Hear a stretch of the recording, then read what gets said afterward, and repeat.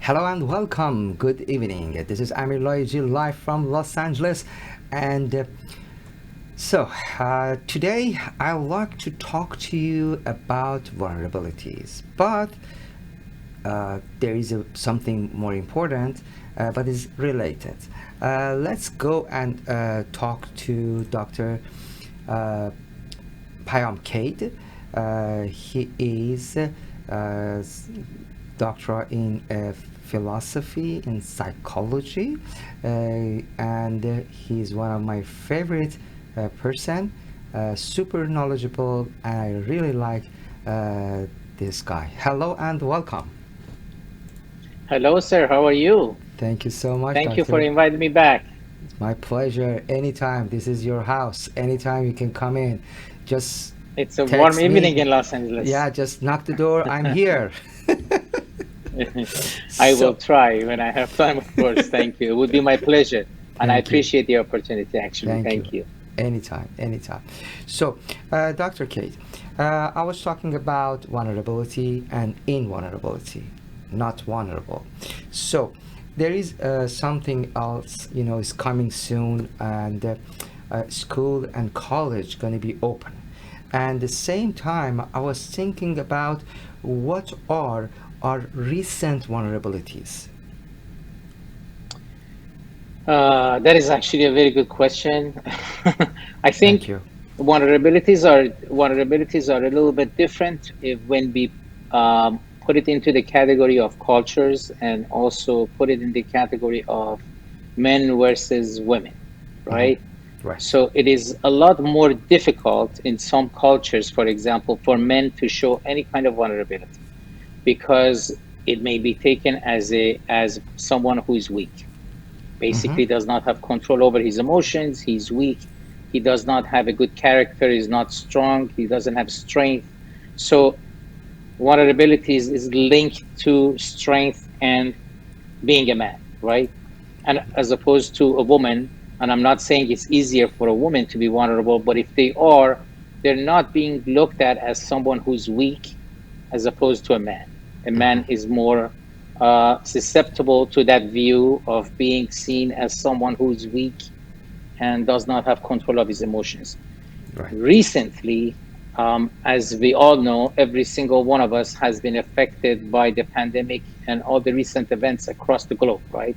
Right. And I put that into four different categories. So the vulnerabilities are either physical vulnerabilities. You have either, God forbid, have been exposed to COVID, or you have had underlying medical conditions, and then after exposure to COVID, you have ended up in a hospital, or you have had a family member that was lost, or a friend who had a family member or a friend that lost someone. So you have a lot of people have been affected in a physical way, right? Right. And then, of course, there is that economic. A majority of the people around the world somehow, one way or another, have been affected economically by the recent events. That Okay. is already, we already know that. Like, for example, right now, I think in the United States, over 29 million people have no jobs. Hmm. About 40 some million people are getting unemployment assistance or PPP. So Hmm. that's economic. And of course, then we have the two most important, I think, and not that the physical is not, but the two most important that almost every single person has been affected by it is the social and emotional. Hmm. Social means I'm talking about when the loss of friends, not Right. being able to go out and meet other people that you recently have met. Right. Like for example, maybe in the last year, people would have seen 30, 40, 50 different type of with different friends. They Hmm. would go to different parties, they would go to different events, they would travel to different cities. Hmm. They basically had a social life. Right. That social life was changed when they basically became either forcefully or by choice, they became isolated in home, locked down, not able to socialize and go out and meet with other people. The other issue related to that, of course, some of it was because school was closed, but some of that isolation happened to kids as young as 4 and 5, and go all the way to college and universities, right? So we know those people have also been uh, taken away from their friends, and most of their life is actually around their friends and in play and interaction with other people. So that has also been taken away from them. And of course, the most important part is the vulnerabilities put us in a situation where we feel unable to do something about it, right? So Right. a lot of the people find themselves not being able to dig themselves out of the hole. Like, for example, if they have been out of school and now they cannot go back to school, a Mm-hmm. lot of different states have said no. We're going to be doing the schooling over Zoom Mm-hmm. or some other platform. It is Mm-hmm. not going to be done in person. Mm-hmm. Those people now I'm sure, at much greater risk of feeling isolated, feeling depressed, having that anxiety and all those stuff setting in again, because they probably have had their hopes that by now we're going to be able to go back to our normal life, as you call normal, Mm-hmm. and that is not there anymore. So I'm sure it's very difficult. And recent studies have actually said, I believe it was the CDC recent release, which I also posted. Mm-hmm. Teenagers between the age of 17 to 24 are extremely vulnerable right now. There is a high level of overdose and drug use and suicidal ideation and suicidal attempt. A Wow. lot of psychological issues associated with that. And of course, we do know that a lot of the people that are experiencing this have had predisposition to some kind of a psychological trauma or psychological disorder. So if they've had, for example, depression in the past, this would exaggerate. This would make it a lot more difficult because they've already been exposed to that. They have already had that disorder. They have already been diagnosed with some kind of a psychological disorder. So it makes it a lot more difficult for those groups. We also know, uh, I I just recently saw that they said by probably in the next 3 weeks, we're going to have about 20,000 more people dead in the United States as a result of COVID-19. And of course, a lot of people feel that is a joke. When they say, well, by Labor Day, we're going to have 20,000 more people dead. They think this is, some people believe it's been done by a group of people because they want to make sure that they affect the population and stop the growth of the population. Other people think it's because of the political reasons, Democrats created Mm-hmm. this, Mm-hmm. or what have you. But the truth of the matter is, these numbers are not a joke. They're very serious Yeah. and it's affecting people's lives. So I am certain those people who are affected by it, whether directly or indirectly, even if they don't believe in the numbers, Mm-hmm. they are at some point feeling some of these vulnerabilities. Mm-hmm. Loss of job, maybe not being able to go back to school, Mm-hmm. now having kids at home. Imagine a parent who was dropping off their kids at school last Yeah. semester Yeah. and they would go to work. Now they cannot do that anymore, right? Because now the kid is homeschooled.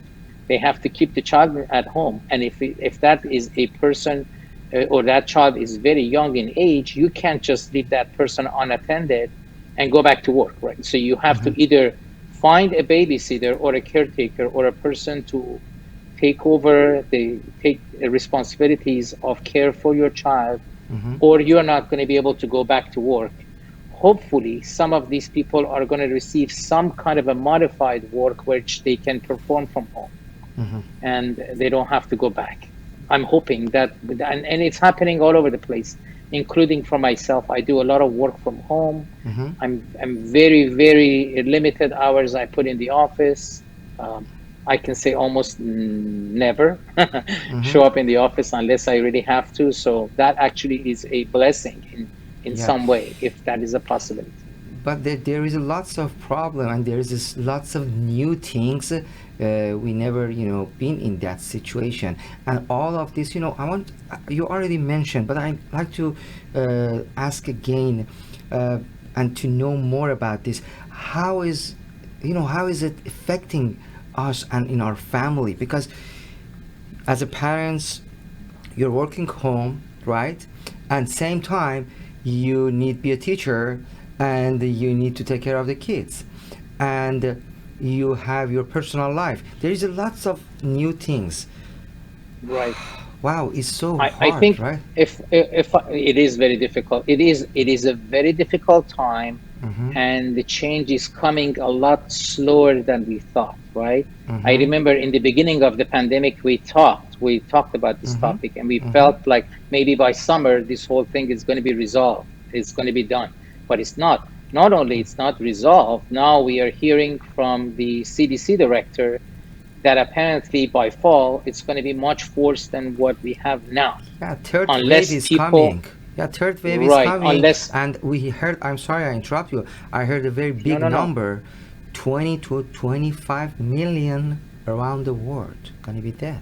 could be affected, absolutely. And they said recently, I just saw a study that said there is a possibility that 1 out of 8 in California have already been exposed to Wow, the virus. one of Now, eight.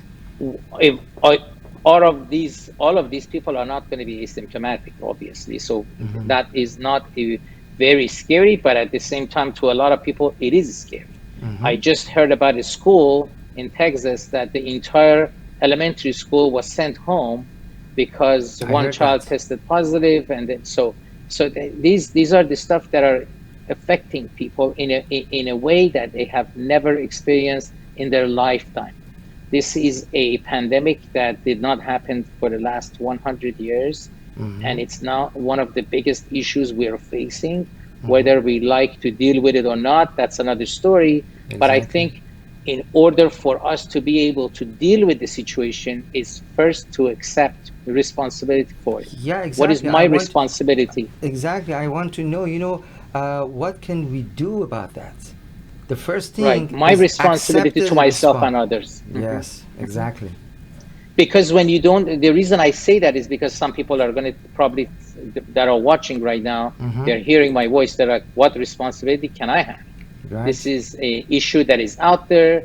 The government is not doing enough about it. No, I'm talking about the personal responsibility, meaning I listen to the guidelines that are coming from the experts and do not form my own opinion and follow my own agenda.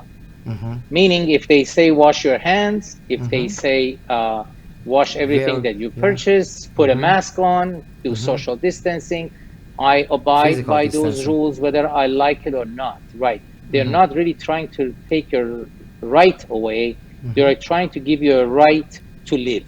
Mm-hmm. That's what they're doing. They're not trying to take your rights away. And I'm 100%, I disagree with the people who think, oh, they just did this so they can take my rights away, and then they take my guns away and my life away, and my freedom and liberty is gone. No, Mm-hmm. absolutely not. I don't agree with that I agree with mentality, you. or right, or think that this was a deliberate act. Mm-hmm. Maybe it has been a deliberate act by someone else or some Mm-hmm. other country or whatever, but right now we're dealing with something that is here, Mm-hmm. something that is not going to go away so fast. So we Mm-hmm. have to take responsibility for ourselves and our family, friends, and everybody else around the globe, and do what we are supposed to do as best as we can to Mm-hmm. make sure we can beat this disease. Right. Now, this disease obviously has made us emotionally very vulnerable. Mm-hmm. So I think in order to deal with that, we have to first of all look at ourselves and see if we have had other issues in the past that makes us even more vulnerable today. Meaning, if anything happens in my life, am I usually a negative person? Do I start by saying, oh my God, the world is coming to an end, my life Mm-hmm. is over? Mm-hmm. Basically, over exaggerate or over generalizing this issue is going to make it a lot more harder to deal with. So Right. you have to kind of do a self check and make sure that you have your emotions under control, that you're not losing control over your emotions, mind over matter, and of Right. course, find other resources that can help you. It could be a family member, it could be a friend that you can trust, that you can share yourself and be vulnerable and Mm-hmm. share yourself, but not too vulnerable, meaning that you don't just go crazy and say something so out of the ordinary that people would distance themselves from you. So keep it within check, within reason. Find a person who you can trust. Find a person that is pretty balanced. Uh, pretty reasonable, and then find a way you can share that information without making them run away, sort of. Unless Okay. it's your therapist, then you can share however you want. The therapist is not going to run away.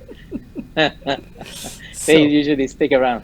what do you suggest to parents with kids?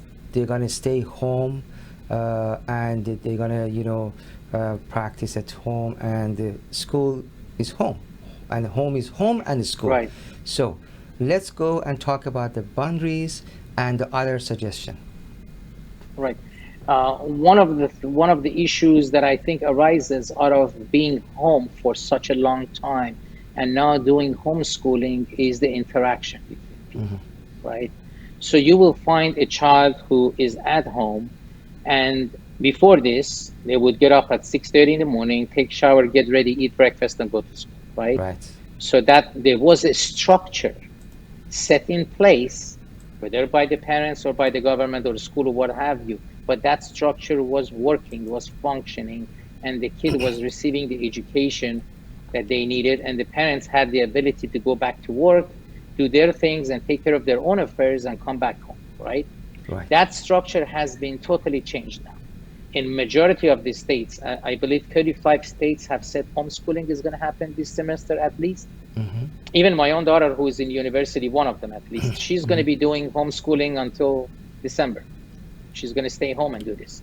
And some of the There school are, they already announced for a year. right. So we know with that comes a lot of issues. One of the main important issues, I think, is the structure of time, because now the child does not want to get up at 6:30 in the morning if they have to do Zoom at 8:30 in the morning with a teacher. They want to get up at 8, wash their face, and be in their pajama in front of the camera, right? So, Hmm. and then of course, parents are going to have an issue with all of the other stuff. They may not pay attention to Zoom. They may fall asleep. They may want to play video games in between or what have you. So there is a lot of room for distraction that could Hmm. happen in a child's life that could Right. take them away from that quality time they need to spend to receive the education they need. Hmm. Recent study also said that if they each year that they fall behind in education, they lose 10% of income. Meaning kids that are less educated, they also have less income when they grow up. So we know this would directly affect their future, not just their mind and their Hmm. growth. Hmm. We are talking about also financial gain in the future. So it's not just affecting now, here and now.